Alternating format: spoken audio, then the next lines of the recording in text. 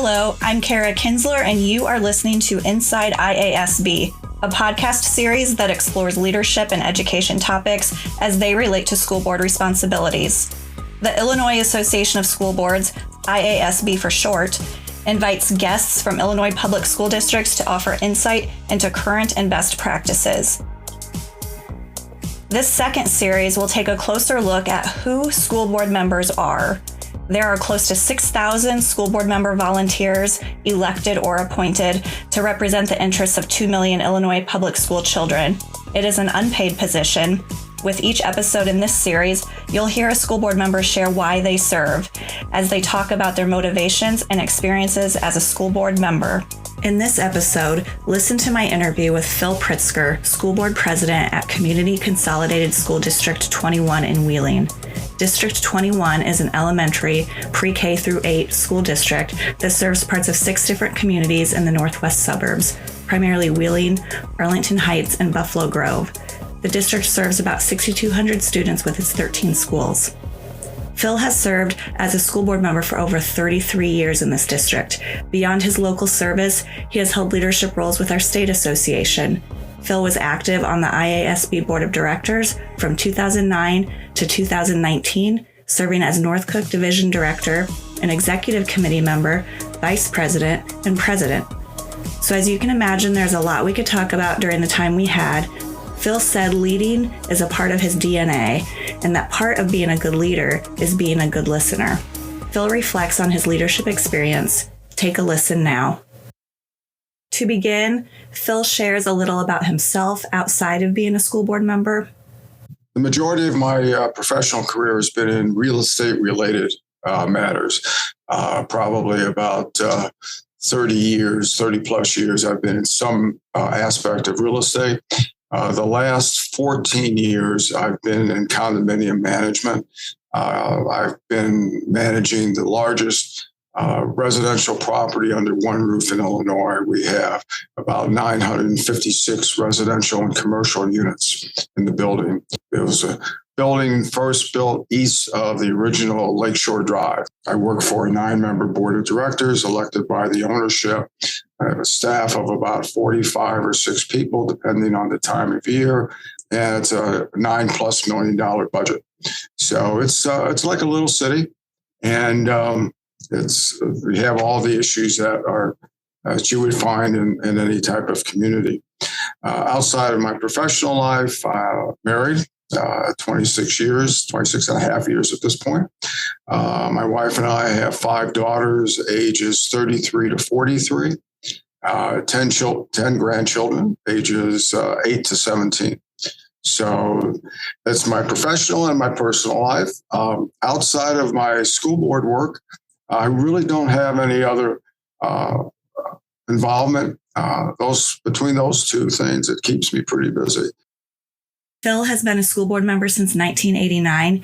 He talked to me about how he first became interested in school board work and what prompted him to continue seeking re-election. Yeah, it actually sort of happened by accident.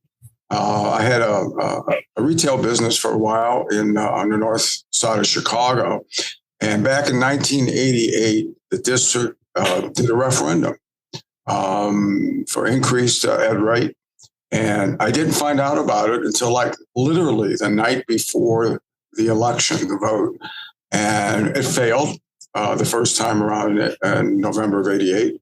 And I was concerned that there wasn't more communication involved out into the community. So beginning in January, I started attending meetings just to see what was going on in the district. That June, one of the board members moved out of the district and they interviewed for a replacement. I was fortunate enough to be appointed to a 4-month position beginning in July of 1989.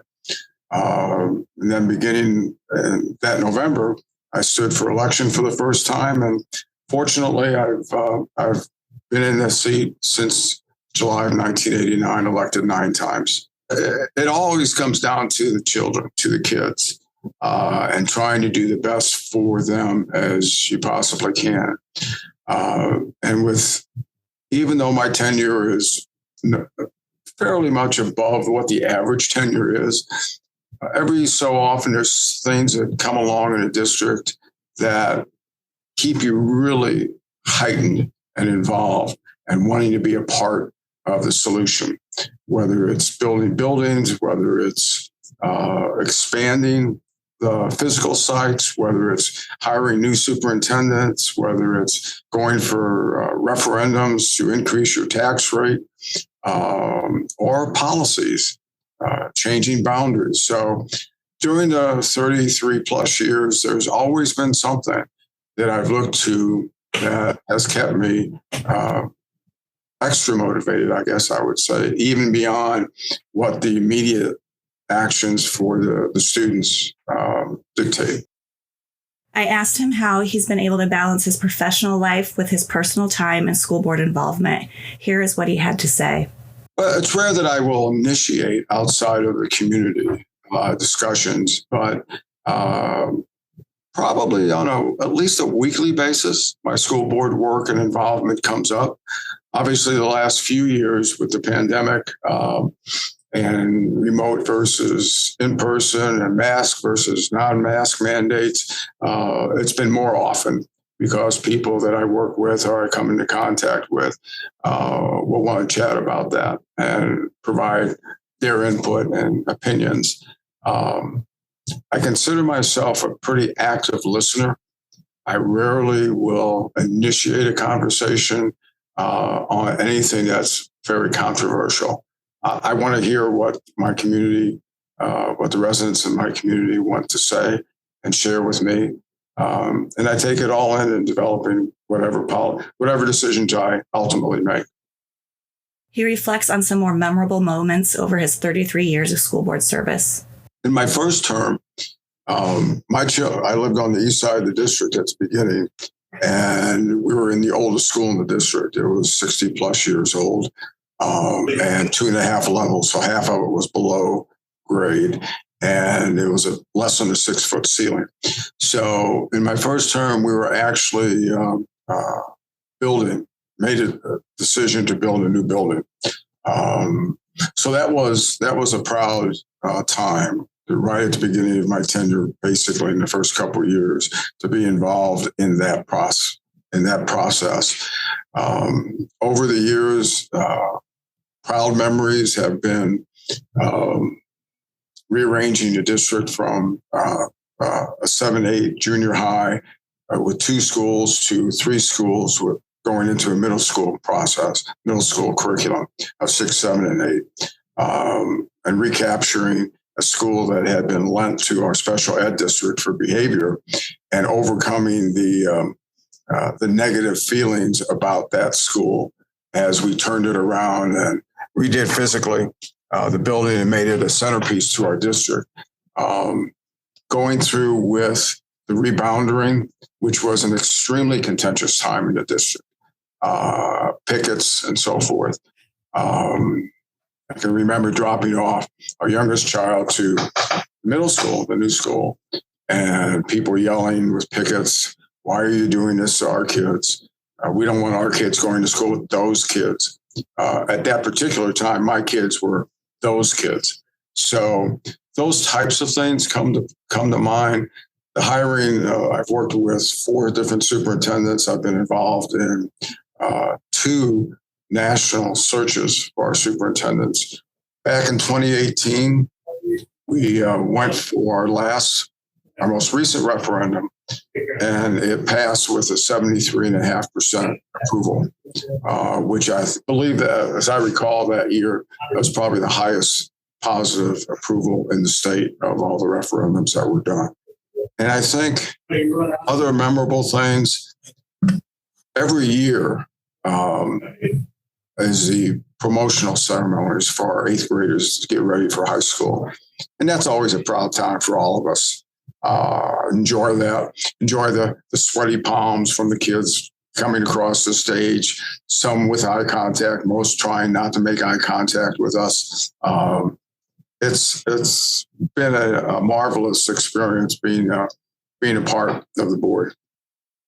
Phil talked about being a good listener and how important it is to take all points in of an issue being discussed. Here's more from him on this. One of the things that I've always been, going back through high school and college and professional life, is that I don't mind being at the center of an issue, of a responsibility. I don't shy away from that. In fact, one of the reasons why I've continued to remain as president of the board for the last 5.5, will be 6 years in April, and then I'm going to step back, was because of major issues and major decisions that were coming, whether it was the hiring of superintendents and going through that search, or whether it was going through the pandemic-related issues. I approached those things basically from a listening point of view, as I mentioned before, wanting to hear what everybody has to say. I think probably one of the most important things for a board member is to have a completely open frequency, open mind as you approach issues. Obviously, we have a natural inclination of how we react organically to something, to whatever the issue is. But the key to being a good board member and a good board, school board, is to allow yourself to hear and truly listen and understand what your community is saying to you. And hopefully it will play an integral part in making those decisions. Over the last couple of years with the pandemic, we probably averaged, when we were preparing for a major decision or policy, I would probably handle anywhere from 70 to 80, maybe 90 emails and communications of various types on the issue, whatever the issue was. My approach, my reaction to those would be to thank the individual, the community member, for their position, assure them that we will take it into serious consideration.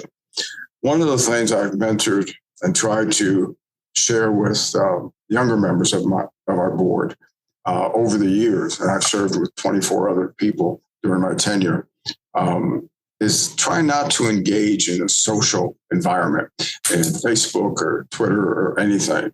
Because once you start that process, it's a never-ending thing. And you can't allow yourself to be brought in to those type of discussions, because typically it's going to be a very negative experience. And bits and pieces will be drawn out and used in other venues to embarrass you or to try and embarrass the district. So that's a little bit about how I've addressed those. Shifting gears in this interview, I asked Phil about his involvement in school board leadership beyond his local board. Let's listen as he talks about how he got involved with IASB, the state association, within his regional division, which is the North Cook division, and then later as a statewide officer. Yeah, I was involved with the North Cook division. I was chair for 12 years, from 97 to 2009. And over the course, and I met some of the other division folks, obviously, during that time frame at IASB events and so forth, and regional events. And over the course of 2 or 3 years, I had 2 other division directors actually talk to me at conference and say, Phil, you really need to come up and be a director and be part of the state association. And we had a longtime director from North Cook at that point. And I said, well, whenever that person was ready to retire, I'd be happy to take a look at it at that point. So about the 3rd year that they mentioned it to me, I began thinking, well, it has been a long time. And these 2 directors took me out and really discussed with me what was involved in being a director and what it was like, and really piqued my interest. So that's what happened. Couple years, I enjoyed thoroughly being chair of our division. That was really fun. I got to be involved with some great speakers and programs and so forth, and began to get to know some of the folks downstate at the association. Wherever I've been involved in, I've always aspired to be at the top of the organization. That's just one of those things. Going back to high school, going through college, I was student body president in high school for 2 years. I was student body president in college, president of Homeowners Association. So it's always just been part of my DNA. So I, after my first 2 years, I interviewed for vice president. Was not selected, but I received some very positive feedback because I'd only been involved for 2 years. And the next time around, after 4 years, I was selected as vice president and then moved through. But it was the 6-year period of being an officer and the 10 years in the on the board of directors was a marvelous, marvelous time, a real privilege to serve at that level.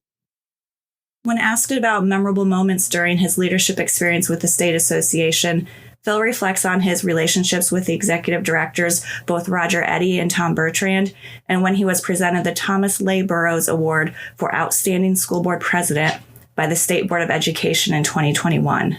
Oh, wow. Individually, I met some wonderful people from all over the state. You know, one of